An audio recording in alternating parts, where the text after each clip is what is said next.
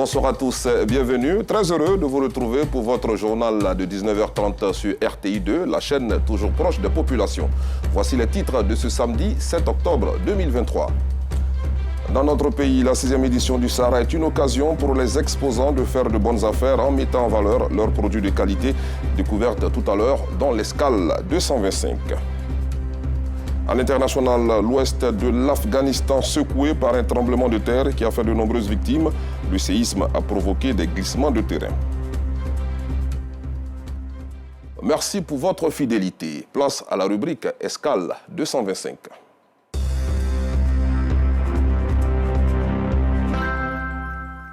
Direction la commune de Port-Bouillet où se tient la 6e édition du Salon international de l'agriculture et des ressources animales, un événement qui est une occasion pour les éleveurs, les cultivateurs et les artisans de faire connaître leur savoir-faire. Avec Abdoulaziz Guira et Maïssa Kogaï, découvrons ces exposants qui valorisent les riches patrimoines agricoles et culturels ivoiriens. Inauguré le 17 juillet dernier, le parc des expositions d'Abidjan accueille sur 10 jours le Sahara, Salon international de l'agriculture et des ressources animales. Dans le pôle élevage, on s'aperçoit déjà de la qualité des animaux produits en Côte d'Ivoire. Des volailles et des bovins de race d'une valeur marchande qui peut atteindre le million de francs CFA. Cet éleveur a tenté une expérience plutôt réussie, bien que semée d'embûches. On fait plusieurs de races de moutons, mais particulièrement on est basé beaucoup sur les Tchadiens. Ce sont des moutons, c'est pas facile à les élever, quoi, parce que le climat d'ici les fatigue. Mais on a réussi à les adapter à notre climat d'ici. Puisqu'on a certains moutons même qui sont nés en Côte d'Ivoire ici, grandis ici, qui sont même devenus nous-mêmes proprement reproducteurs encore. On n'a plus besoin d'aller chercher ailleurs. Nous-mêmes, où on achète nos moutons là, il peut nous voir des petits moutons de 6 mois, même à 2 millions. Ces volailles et bovins d'exception attirent une pléiade de visiteurs. Seuls ou encore en famille, les visiteurs du Sahara ne manquent pas de faire un tour sous ce hangar destiné à l'élevage. Nous, on essaie de se débrouiller un peu dans l'élevage. Donc, du coup, on a un temps mort. Les enfants n'ont pas cours. On fait un tour pour voir et puis s'inspirer de l'expérience des autres vraiment exposants. Et là, on constate qu'il y a des bêtes vraiment de haut calibre. Les enfants sont très contents, ils ont vu les animaux de près, ils ont pu les toucher et ils sont très contents. Nous allons maintenant au parc d'attractions, ils sont vraiment contents. Ils n'avaient jamais vu un mouton de cette taille-là, vraiment c'est très beau. Là c'est une découverte parce que là ils ne savaient pas qu'on faisait ça en Côte d'Ivoire. Quand on a beaucoup de Sahara pour permettre aux enfants de toucher du doigt les animaux. Aujourd'hui, je suis venue au Sahara pour voir les animaux, les chocolats et tout. En fait, voir les animaux, c'est une joie pour moi, ça m'inspire beaucoup. À quelques pas de là, une petite représentation de la forêt ivoirienne.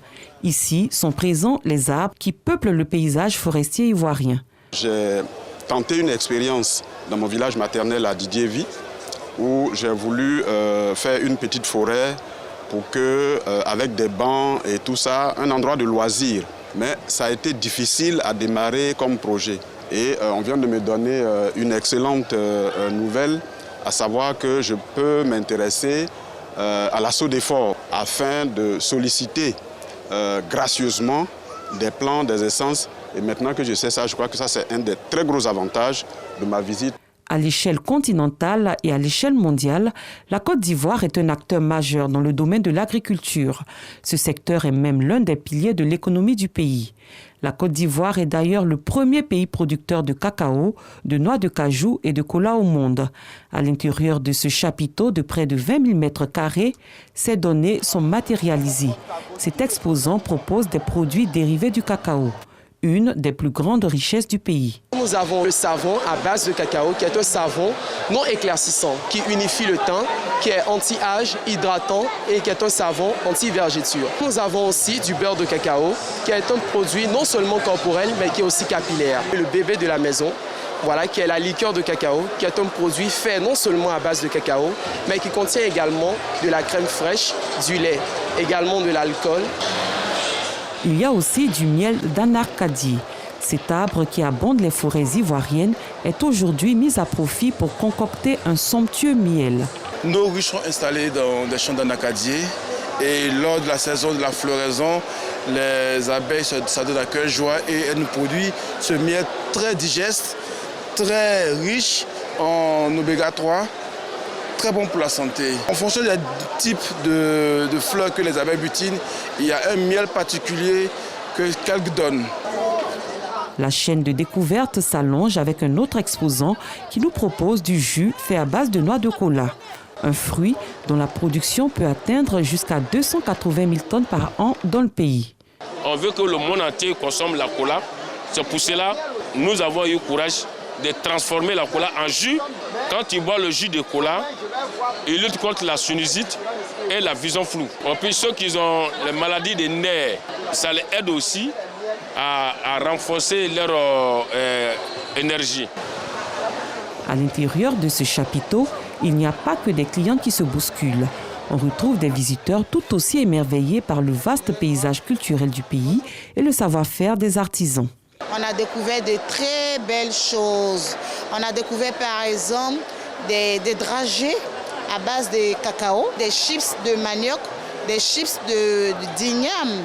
On a aussi découvert la pâte de l'huile d'acni, on ne connaissait pas du tout, qui est très bon pour la cosmétique. La liqueur de l'ananas, la liqueur du cacao, vraiment c'est félicitations au ministère de l'Agriculture qui a fait un grand travail. On a voulu plonger nos élèves dans l'univers de tout ce qui est agricole, tout ce qui est textile.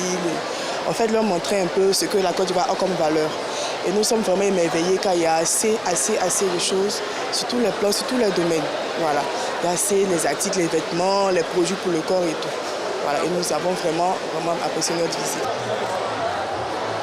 Le Sahara, c'est près de 300 000 visiteurs attendus sur les 10 jours d'exposition, soit près de 30 000 visiteurs par jour. Parmi ces visiteurs, certains y sont pour découvrir cette merveille architecturale qu'est le parc des expositions d'Abidjan. À l'image de cet homme venu de la Belgique qui visite à présent le Convention Center, une salle d'une capacité d'accueil de 10 000 personnes, avec sa superficie d'un peu plus de 9 000 mètres carrés sur 35 mètres de haut. Nous sommes ici avec un stand sur le Sahara et en même temps on veut profiter pour visiter ici ce nouveau bâtiment, un bâtiment building qui est vraiment magnifique. De l'extérieur, je ne savais pas c'était quoi exactement. Ça m'a attiré pour y aller visiter. Le Salon international de l'agriculture et des ressources animales se tient tous les 2 ans. Il a été institué en 1997. À ce jour, le Sahara est le plus grand hub de promotion agricole de l'Afrique de l'Ouest. À cette 6e édition, c'est toute la fortune culturelle du pays qui s'est déportée sur les 16 hectares du parc d'exposition d'Abidjan. Un fait qui captive sans doute les visiteurs nationaux et les étrangers. Restons au parc des expositions pour dire que depuis le 29 septembre dernier, le Sahara accueille de nombreux visiteurs et exposants. Certains viennent pour découvrir, s'informer, d'autres pour trouver des clients et des partenaires. En fait, à cette 6e édition, on cherche toujours quelque chose, selon notre reporter Bintou Pekele. Ces visiteurs qui se suivent et se dépassent au Sahara 2023 ne cherchent pas tous la même chose. Il y a ceux qui font des visites écoles pour allier la théorie des cours à la pratique. En matière d'histoire géo, le directeur nous a appris qu'on avait un cours spécial dessus, qui était l'agriculture en Côte d'Ivoire. Donc c'est pour ça que nous sommes ici. Ceux qui cherchent une opportunité d'affaires, ils sont les plus nombreux. J'ai vu qu'il y a pas mal d'entreprises dans le domaine agrochimique qui vendent des pesticides. Voilà. Donc j'ai trouvé que vraiment c'est une bonne affaire. Et comme moi je suis dans le domaine aussi, donc je suis venu proposer mes affaires, mes services. D'abord c'est pour découvrir et pour chercher des groupements de coopératives pour les aider dans le domaine des recouvrements des paiements mobiles. Je suis activiste dans le domaine de la lutte contre le changement climatique. J'espère pouvoir trouver des opportunités de partage et acquérir aussi des expériences. Il y a ceux qui cherchent des solutions agricoles pour un groupe de personnes. C'est l'occasion pour moi de regarder certaines cultures que nous pratiquons, notamment le riz. Comment est-ce que nous pouvons arriver à un meilleur tonnage et surtout avoir des partenaires. Et ma localité, c'est Daloa. Nous avons beaucoup de producteurs là-bas qui sont dans le besoin de tout ce qui est technique pour pouvoir améliorer leur production et surtout accentuer la mécanisation. Mais il y a ceux qui proposent des solutions aux problèmes posés, comme ce stand de Plastica. L'exposant, leader dans la transformation du caoutchouc, propose des produits qui protègent l'environnement. Des solutions satisfaisantes pour certains qui viennent de loin. Ici, on est venu pour avoir des bons emballages de riz, de maïs, de farine de maïs. On a quitté Bouaké pour ça, mais vraiment, on est très satisfait.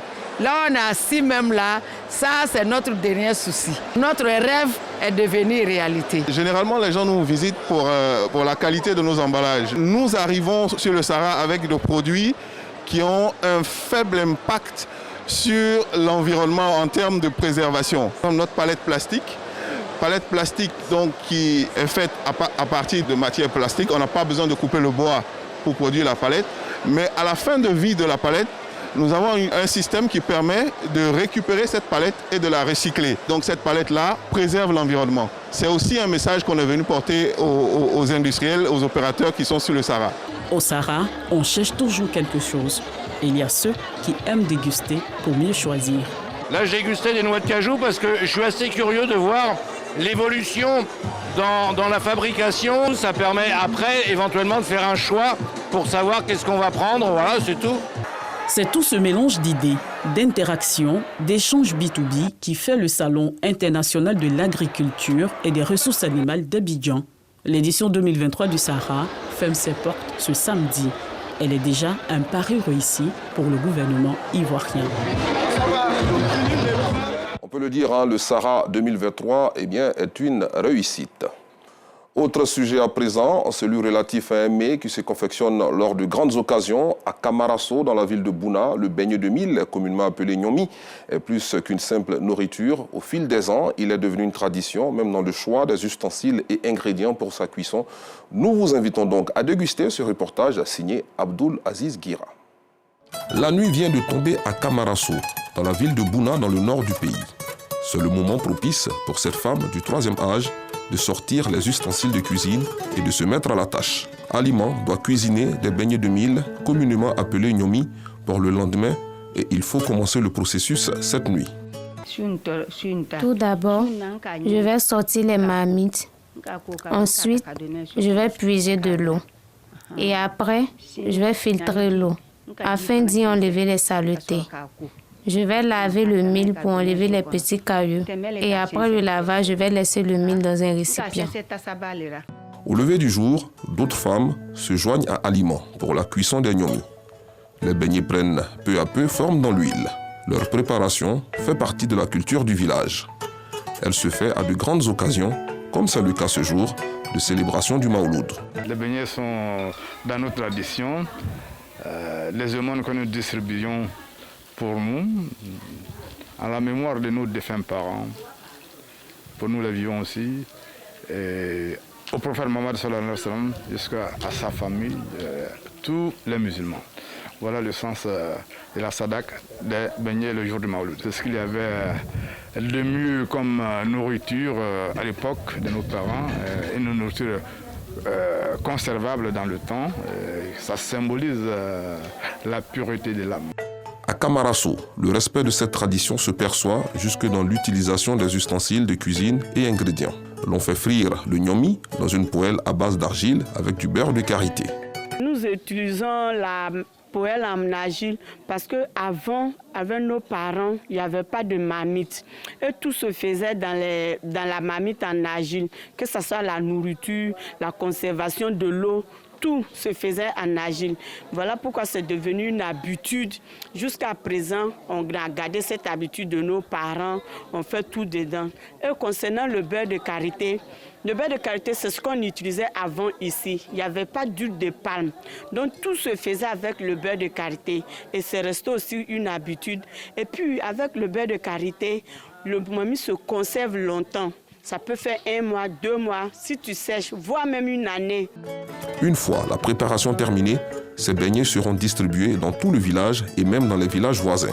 Mais bien avant, il faut suivre une dernière étape. On va envoyer chez les hommes que voici, l'imam est là, notre chef est là. Ils vont faire une petite lecture, ensuite faire des bénédictions. Les beignets de mil peuvent se manger avec du lait. Comme le dit l'artiste, c'est Nyomi avec lait qui est bon. Parlons éducation à présent. À la Riviera Golf, dans la commune de Cocody, les meilleurs adolescents appelés Excel Ado ont procédé à l'investiture du président de leur confédération mondiale le 30 septembre dernier, en présence de plusieurs parents d'élèves qui ont salué, bien sûr, cette belle initiative. Le compte-rendu de Justin Kwasi est commenté par Bintou Pekele. Pendant longtemps, le professeur Ghislain Yapi a fait de la promotion des meilleurs adolescents son bâton de pèlerin. Aujourd'hui, sa lutte a payé. Il est investi fondateur mondial Excel Ado. Professeur Ghislain Yapi entend pérenniser sa vision pour poursuivre son action et atteindre ses objectifs. Notre vision, c'est d'inculquer les valeurs saines et d'excellence à la jeunesse en éradiquant les grossesses précoces et la consommation des stupéfiants en milieu scolaire. Les enfants doivent s'en prévenir. C'est seulement ainsi qu'ils pourront réaliser leurs rêves. Avoir un bureau Excel Ado dans toutes les directions régionales de l'éducation nationale. Cette vision acquiert l'adhésion des parents des adolescents, venus nombreux pour soutenir le nouvel ambassadeur mondial des Excel Ado. Cette formation vraiment m'a édifiée et ça m'a permis aussi de voir que j'ai fait beaucoup d'erreurs. Et aujourd'hui, nous avons été formés pour aider les jeunes et pour aider aussi les parents, parce qu'on ne peut pas aider les jeunes sans passer par les parents. Cette cérémonie s'est soldée par la remise de certificats aux participants du grand jeu concours inter-école des excellents adolescents, dénommé Excel Ado 2023.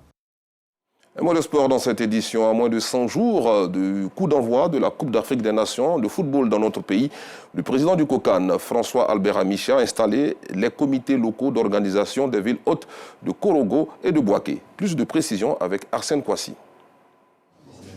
En remettant la décision de l'arrêté de nomination, le président du COCAN, François Albert Amichia, fait du préfet de la région du Poro, préfet de Korogo, le président du comité local d'organisation de la CAN, Kolokan Korogo. Le préfet invite les populations à consentir tous les sacrifices nécessaires. Efforçons-nous de donner à notre ville une image attrayante, agréable et accueillante. Je voudrais inviter les commerçants d'accepter que les installations anarchiques du domaine public soient corrigées, nettoyées et libérées. Organe déconcentré du COCAN 2023, le comité local d'organisation sera chargé, entre autres, de l'exécution, du suivi et du soutien des décisions et actions définies ou approuvées par le COCAN. Korogo symbolise au plus haut niveau la volonté de déconcentration que le président Alassane Ouattara a choisi d'imprimer au tournoi. De par sa position de poste-frontière avec le Mali et le Burkina Faso, deux pays qualifiés pour la compétition,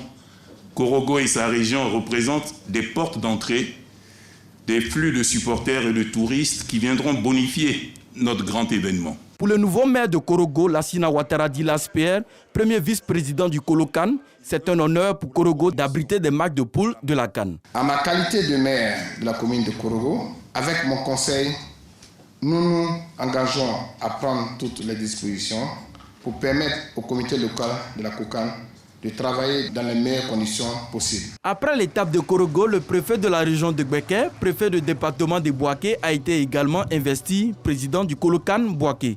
De son côté, le ministre-gouverneur du district autonome de la vallée du Bandama, Jean-Claude Kwasi, promet de tout mettre en œuvre pour la réussite de la CAN à Bouaké. Concrètement, nous allons mobiliser, que cette population sache quel est son rôle et sache aussi et surtout ce qu'elle-même peut tirer de toute cette organisation. Parce que c'est beaucoup de richesses qui vont être brassées là, c'est beaucoup d'emplois temporaires qui vont être créés là. Après Yamsokro, Korogo et Bouaké, la tournée d'installation des comités locaux d'organisation de la CAN s'achève ce lundi 9 septembre 2023 avec l'implantation du Kolokan San Pedro. À l'international, Israël a été pris de stupeur ce matin après le déclenchement d'une opération de la branche armée du Hamas. On dénombre 200 morts côté israélien, 232 côté palestinien et des milliers de blessés. Les bilans s'alourdissent de chaque côté. Israël affirme que des combats sont toujours en cours dans 22 endroits de son territoire.